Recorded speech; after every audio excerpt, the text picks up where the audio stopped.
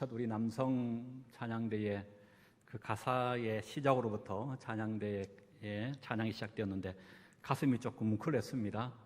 여러분, 그 의미의 뜻을 그 어느 때보다 우리 실감하는 그런 시대에 살고 있지 않습니까? 하나님의 은혜가 있지 않고서는 오늘 이 자리에 우리 모두가 쓸 수 없는 줄로 믿습니다.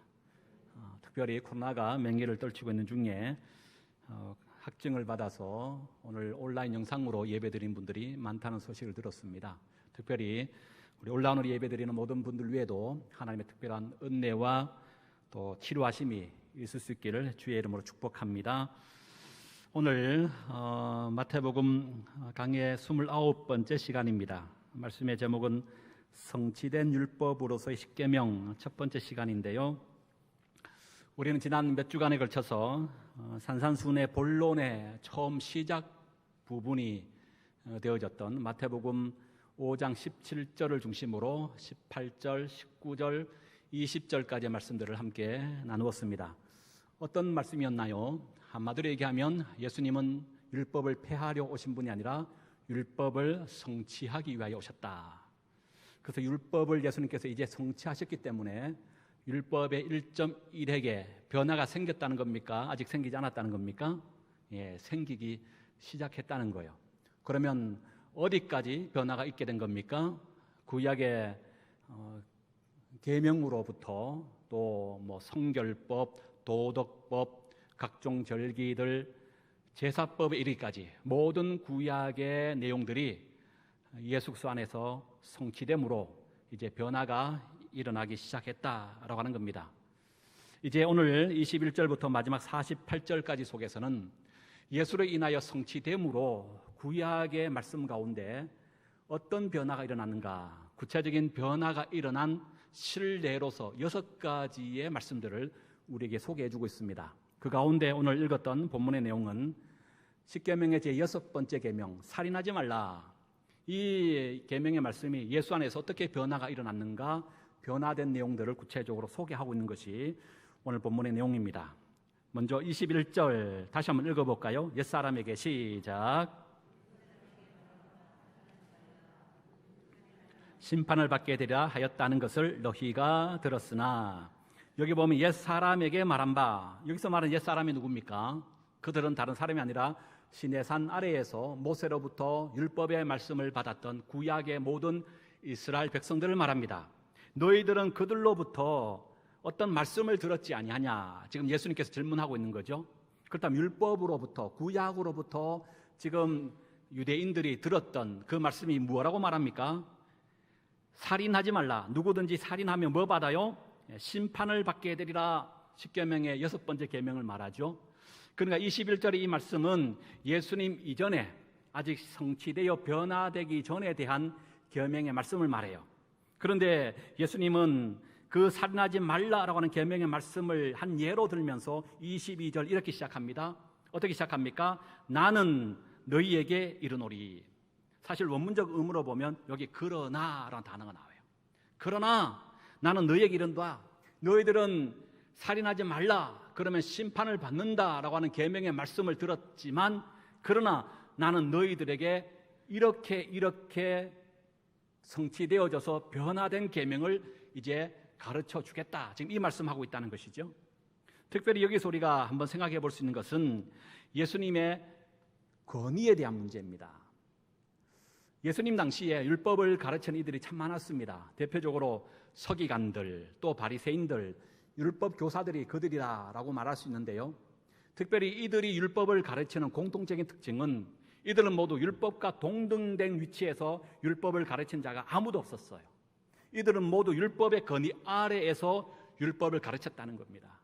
그러다 보니 율법에 그 주어지는 문구, 그 문장 속에서 율법을 해석하기에도 급급했던 자들이 바로 이들이라고 말할 수 있어요. 그러나 예수님께서 율법을 가르치는 것은 이들과는 차원이 다릅니다. 예수님은 율법과 동등된 위치를 넘어서서 율법의 권위 위에서 율법을 가르쳤던 분이 바로 우리 예수님이셔요. 그 완전히 차원이 다른 것이죠. 지금까지는 그 누구도 아무리 뛰어난 율법 학자랄지라도 율법의 권위 아래에서만 율법을 가르쳤어요.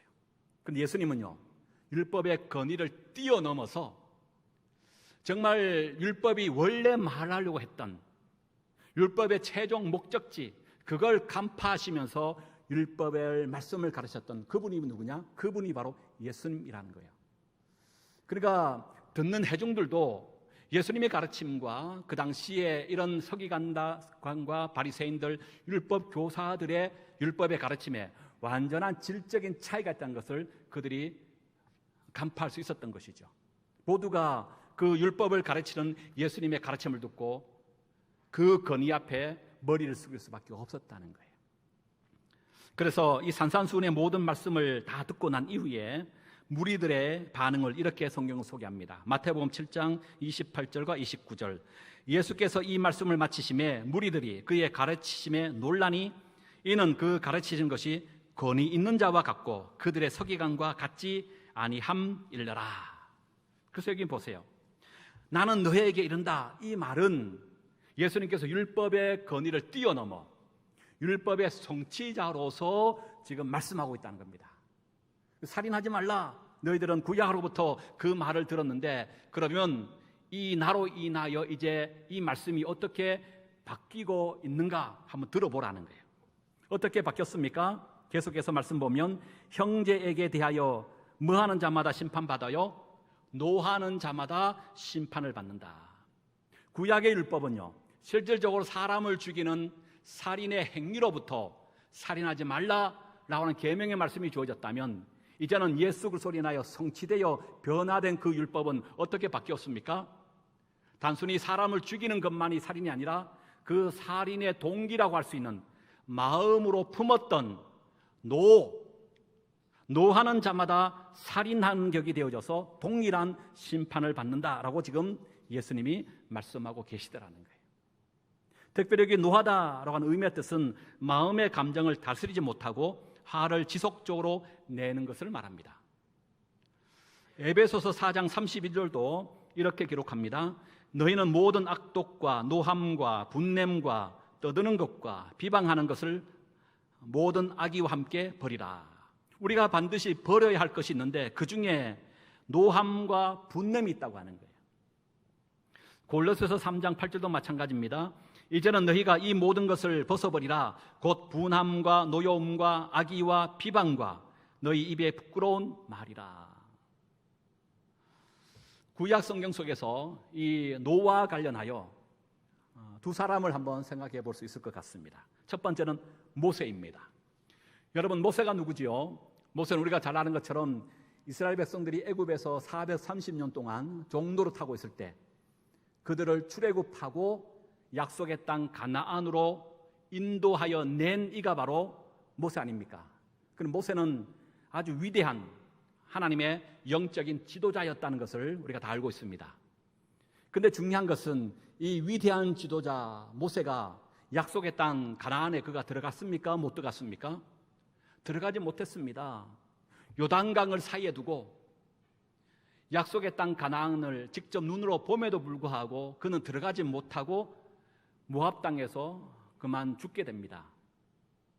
그는 왜 40년 동안 이스라엘 백성들을 출애굽하고 강야 가운데 무사히 인도하여 이스라엘 모든 백성들은 약속의 땅 가나안으로 들어가게 했음에도 불구하고 그는 정작 그것을 바라보기만 하고 들어가지 못하고 죽게 되었을까요? 그 이유를 민수기 20장의 하나의 사건을 우리에게 소개합니다. 가데스 바네아에서 무리바 물 사건이라고 성경 우리에게 증언하는데요. 이스라엘 백성들이 가데스에서 도착했을 때 먹는 물이 없어서 모세에게 원망합니다. 이때 모세는 하나님 앞에 무릎 꿇고 기도하지요. 하나님께서 그에게 응답을 주시기를 아론의 지팡이를 손에 들고 반석에게 명하여 물을 내라 하십니다. 그런데 모세는 이때 어떻게 합니까? 지팡이로 반석에게 명하여 물을 내야 함에도 불구하고 모세는 그렇게 하지 아니하고 반석을 무려 2번이나 힘있게 내리칩니다. 그리고 그 모든 광경을 지켜보고 있는 이스라엘 백성에 향하여 이 폐역한 백성들아, 내가 언제까지 너희들을 위하여 물을 내겠느냐? 곧 그의 말과 그의 행동을 통해서 모세의 뭘 봅니까? 그의 주체하지 못하는 혈기, 북받쳐 오르는 분노의 그 감정, 화를 쏟고 있는 그의 모습을 우리 여기서 보게 돼요. 중요한 것은 모세의 이런 행동과 말 때문에 하나님은 그에게 이렇게 말씀하십니다. 민수기 20장 12절, 여호와께서 모세와 아론에게 이르시되 너희가 나를 믿지 아니하고 이스라엘 자손의 목전에서 내 거룩함을 나타내지 아니한 고로 너희는 이 회중을 내가 그들에게 준 땅으로 인도하여 들이지 못하게 하리라 하시니라. 여러분, 모세의 그 혈기와 그 분노의 그 한순간의 그 사건 하나 때문에 정작 자기는 약속의 땅 가나안에 들어가지 못했다라고 성경 우리에게 말씀해 주고 있습니다. 구약에 또 한 사람이 있습니다. 이삭입니다. 이삭의 이름의 뜻은 이츠학, 웃음이라고 하는 뜻이에요. 창세기 26장에 보면 이삭이 그랄 왕 아비멜렉과 우물 분쟁하는 사건이 나옵니다.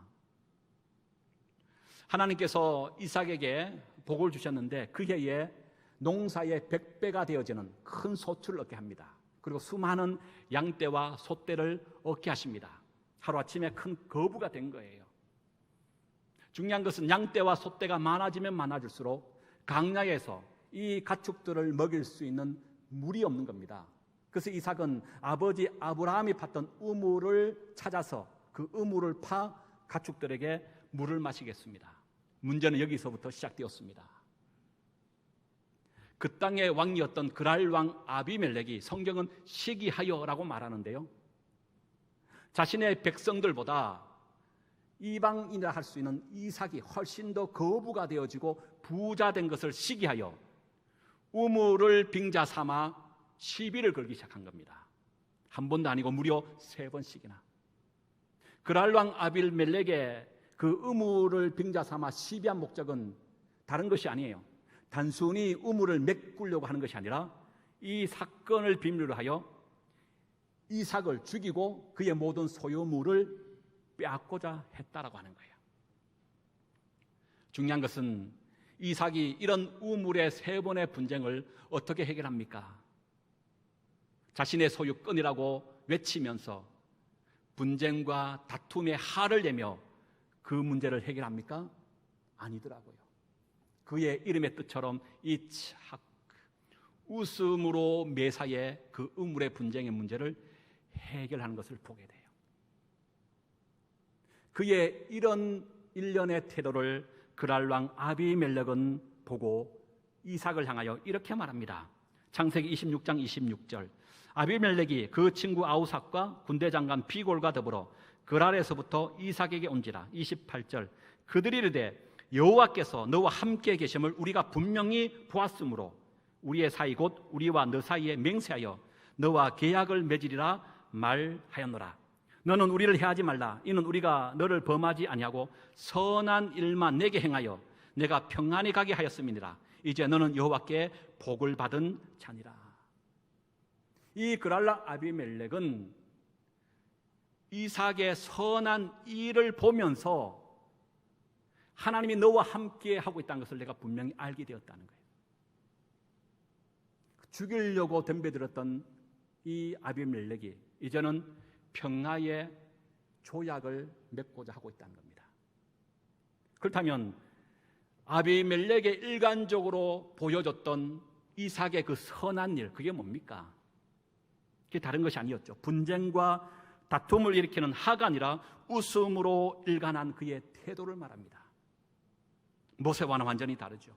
모세는 자기의 혈기를, 감정을 이기지 못하고 화를 참지 못한 결과 하나님의 영광을 가렸다면, 이삭은 웃음의 문제로 일관함을 통하여 웃음으로 일관하는 그의 마음 자세 때문에 여호와께서 너와 함께 계심을 우리가 분명히 보았다라고 고백을 듣게 되는 거예요. 하나님의 영광을 나타낸 인물이 되었다라고 성경은 우리에게 증언하고 있더라고요. 여러분, 이것은 또한 산산수훈의 가르침 아닙니까? 마태복음 5장 16절, 이같이 너희 빛이 사람 앞에 비치게 하여 그들로 너희 착한 행실을 보고 하늘에 계신 너희 아버지께 영광을 돌리게 하라.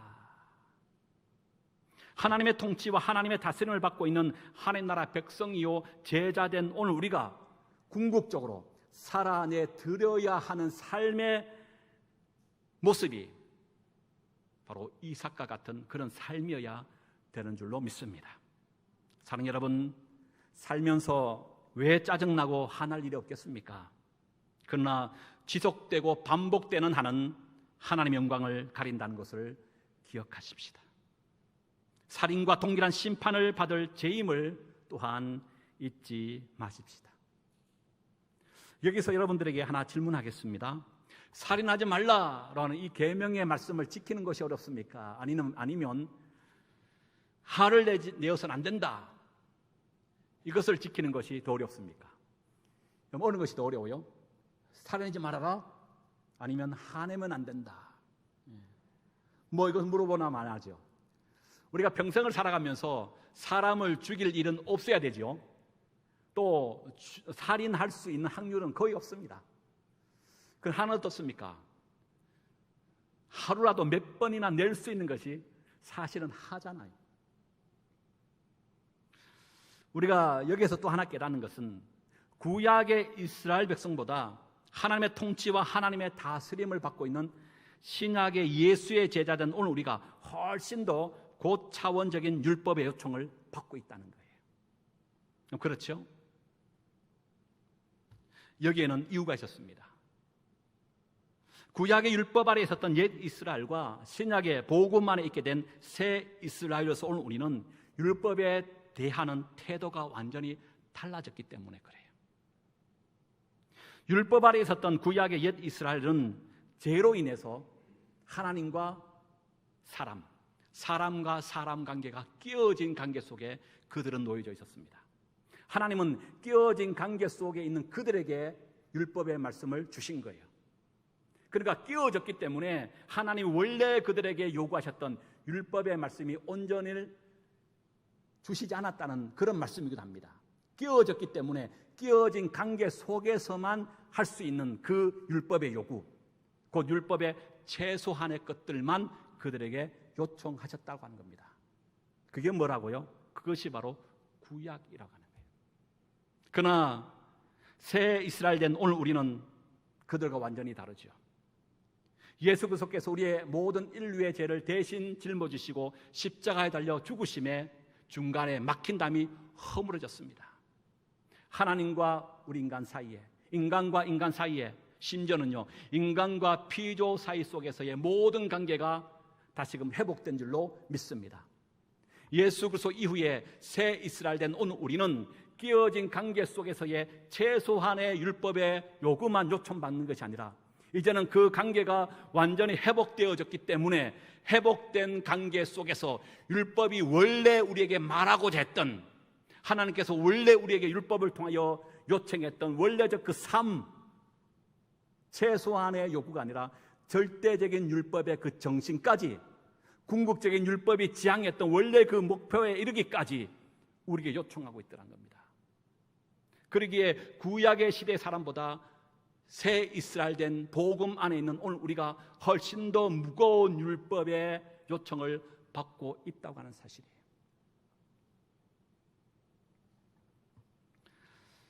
큰 힘에는 큰 책임이 따른다 라고 하는 말이 있습니다. 이 말은 마블 영화 중에 하나인 스파이더맨에 나오는 명대사인데요. 이 말은 스파이더맨 첫 번째 개봉했던 제1편에도 나오고 3편에도 동일한 말이 계속 반복됩니다. 그래서 영화 평론가들은 큰 힘에는 큰 책임이 따른다, 이 말이 스파이더맨의 전체적인 스토리를 이끄는 큰 주제다라고 평론을 합니다. 성경에도 이와 비슷한 말이 있습니다. 누가복음 12장에 보니까 예수께서 제자들에게 정직에 대해서 말씀하시면서 그들에게 이렇게 말씀하셨습니다. 누가복음 12장 48절, 무릇 많이 받는 자에게는 많이 요구할 것이요 많이 맡은 자에게는 많이 달라 할 것이니라. 여러분, 그렇습니다. 옛 이스라엘은 율법의 최소한의 요구만 받았다면 성취 이후인 새 이스라엘 된 지금 우리에게는 훨씬 더 큰 율법의 요구를 요청하고 있습니다. 왜요? 우리는 그만큼 받은 은혜가 크기 때문인 줄로 믿습니다. 어깨가 훨씬 더 무거워진 거예요. 그런 의미에서 여러분, 권리만 누릴 것이 아니라 책임과 의무 또한 잘 감당하는 우리 소망 공동체가 될 수 있기를 소망합니다. 계속 한번 본문을 살펴볼까요? 21절 중반 이하에 계속 보니까 형제에 대하여 노하는 자마다 심판을 받게 되고, 이제는요 형제를 대하여 뭐 하는 자? 라가라고 하는 자는 공예에 사로잡혀 간다, 이렇게 말하죠. 라가라고 하는 것은 욕설입니다. 돌대가리, 이런 의미의 욕이라고 하는데요, 우리말에도 이런 욕이 있죠. 어떤 겁니까? 닭대가리.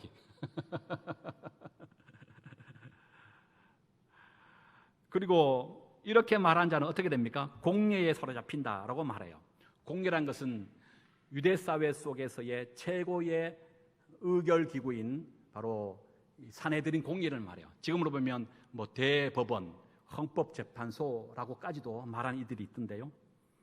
여러분, 형제에 대해서 라가라고 하는 이런 욕을 한 사람은 이 공예까지 사로잡혀 간다, 이렇게 말해요. 또 심지어는요, 미련한 놈, 이것도 욕설입니다. 이건 바보라는 뜻이라는데요, 미련한 놈이라고 하는 자는 지옥불에 들어가게 될 거라고까지 말씀하고 있습니다. 여러분, 라가, 미련한 놈, 이것은 고대 근동 사회 속에서 상대방의 인격을 모독하고 그의 존재의 가치를 완전히 훼손하는 아주 심한 욕설 가운데 대표적인 욕이라고 말하고 있습니다. 그러니까 여러분, 지금 뭘 얘기하고 있습니까?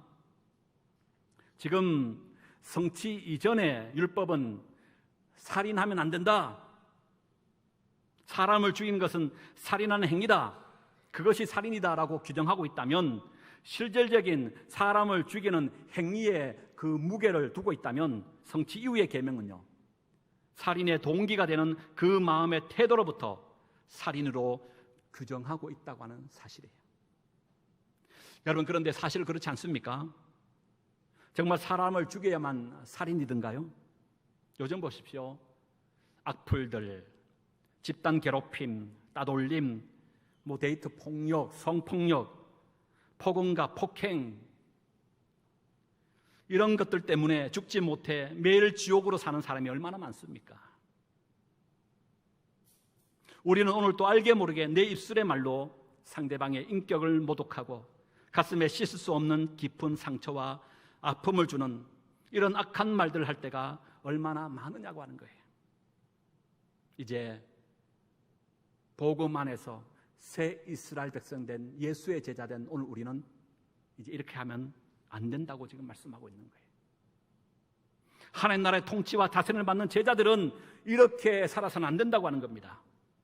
세상은 사람을 죽여야 살인한다라고 말할지 몰라도 하나님의 통치와 하나님의 다스림을 받고 있는 제자 된 오늘 우리는 그의 마음과 생각으로부터, 그 입술의 말로부터 삼가 조심할 것을 요청받고 있습니다. 왜요? 그것이 곧 살인하는 행위와 동일하기 때문입니다. 그것은 하나님의 영광을 가리는 일들이기 때문입니다. 그러면 어떻게 해야 되느냐? 이제 23절 이하에 우리 구체적인 삶의 지침을 계속 주고 계시지요. 23절 한번 읽어볼까요? 시작. 그러므로 예물을 제단에 드리려다가 거기서 내 형제에게 원망 들을 만한 일이 있는 거 생각하면 어떻게 해야 됩니까? 예물을 제단 앞에 잠시 두고 먼저 가서 형제 뭐 해야 돼요? 화목해라. 그 후에야 비로소 예물을 드리라. 이 말이 뭐예요? 형제에게 원망 들을 만한, 곧 뭡니까? 평소에 이런 화를 내고 욕을 하며 원수 사이로 지냈던 그런 이웃을, 형제를 예배를 드리기 위해 왔다가 생각나면 예배를 잠시 멈추고 뭐 해야 된다? 먼저 화목해야 된다. 형제와 화목하지 아니하고 예배를 아무리 드린들, 예물 드린들 하나님 받으신다 안 받으신다? 안 받으신다는 거예요. 네. 그럼 여기서 우리는 예배가 뭐냐라는 것을 한번 생각해 볼 수 있어요. 진정한 예배는요, 하나님께 드려지는 것이 예배지만 하나님 어떤 예배자를 받으셔요? 삶으로 드려지는, 가장 먼저 이웃과 원만한 화목의 관계 안에 있는 자들의 그 예배를 하나님 받으신 줄로 믿습니다. 눈에 보이는 형제를 사랑하지 아니한데 어떻게 눈에 보이는 형제를 사랑하지 아니하고 어떻게 보이지 않냐는 하나님을 사랑할 수 있겠냐는 것 아닙니까? 두 번째 경고입니다. 25절 고발의 문제를 얘기하죠. 25절 봅니다. 시작. 너를 고발하는 자와 함께 길에 있을 때에 급히 사하라. 사하라는 뭡니까? 먼저 손 내밀라는 거예요. 그리고요, 그 고발하는 자가 너를 재판관에 내어주고 재판관이 옥리에게 내어주어 옥에 가둘까 염려하라. 진실로 내기로니 내가 한 푼이라도 남김이 없이 다 갚기 전에는 결코 거기서 나오지 못하리라. 여러분, 이것이 오늘 우리에게 주시는 말씀이에요. 오늘 주시는 말씀이 지금까지의 말씀과 가장 큰 차이가 있더라고요. 여러분, 어떤 내용입니까? 지금까지는 상대방으로부터 우리가 피해를 입을 때 상대방에 대하여 어떻게 대해야 되는가 라고 하는 관점의 말씀들이 참 많았어요. 그런데 산산수훈의 오늘 본문의 이 가르침은 상대방으로 인하여 내가 피해보는 피해자의 입장이 아니라 내가 상대방에게 이제는 도리어 피해를 주는 가해자가 되어졌을 때 어떻게 이 문제를 해결해야 할 것인가에 대한 구체적인 지침을 우리에게 소개하고 있다는 거예요. 말씀을 마칩니다. 로마서 8장 13절과 14절 이렇게 말씀합니다. 너희가 육신대로 살면 반드시 죽을 것이로되 영으로서 몸의 행실을 죽이면 살리니 무릇 하나님의 영으로 인도함을 받는 사람은 곧 하나님의 아들이라. 여러분, 아무리 성인 군절할지라도 살아가면서 어찌 화 한 번 내지 않냐고 욕 한 번 하지 않을 수 있겠습니까? 그러나 그것이 반복되고 지속되는 것이라면 살인하는 행위와 동일한 심판을 받게 된다는 것을 여러분 기억하십시오. 이 문제는 결코 가벼이 여길 문제가 아니라고 하는 거예요. 왜냐하면 나는 한 번일지 몰라도 나로 인해 상처받고 아파하고 고통당하는 상대방은 결코 한 번이 아닐 수 있기 때문입니다. 그래서 우리에게는 성령님의 도움이 필요한 거예요. 영으로서 몸의 행실을 죽일 수 있도록 언제나 하나님의 영으로 인도함 받을 수 있는 하나님의 사람이 될 수 있도록 내 혈기를 하나님 죽여주십시오. 나도 모르게 욱하며 터져나오는 상대방의 생명을 해하고 죽이는 이 수많은 악한 말을 내 입술로부터 거두어 주옵소서. 내 마음을 다스려 주십시오. 예수 그리스도의 온전한 믿음의 성품에 이르는 그 자리까지 나를 쓰게 해 주십시오. 무릎 꿇어야 돼. 그래서 이제는 우리가 말과 행동으로 상대방을 죽이는 것이 아니고 도리어 살리고 그 생명을 더 풍성케 하는 생명 공동체, 생명 싸개들이 우리 모두가 되어야 될 줄로 믿습니다. 하나님은 오늘 우리에게 이걸 요청하고 계셔요. 너의 착한 행실을 통하여 하나님 앞에 온전한 영광을 올려드리라. 여러분 속에 지금 마음에 품은 것이 뭡니까? 여러분들이 습관적으로 내뱉는 그 말의 습관이 무엇입니까? 성령님의 다스림과 이제 지배를 받아서 사람을 살리고 생명을 일으키는, 그리하여 하나님의 영광을 올려드리는 곳에 우리 한 사람 한 사람이 쓰여지는 귀한 역사가 있을 수 있기를 주의 이름으로 소망합니다.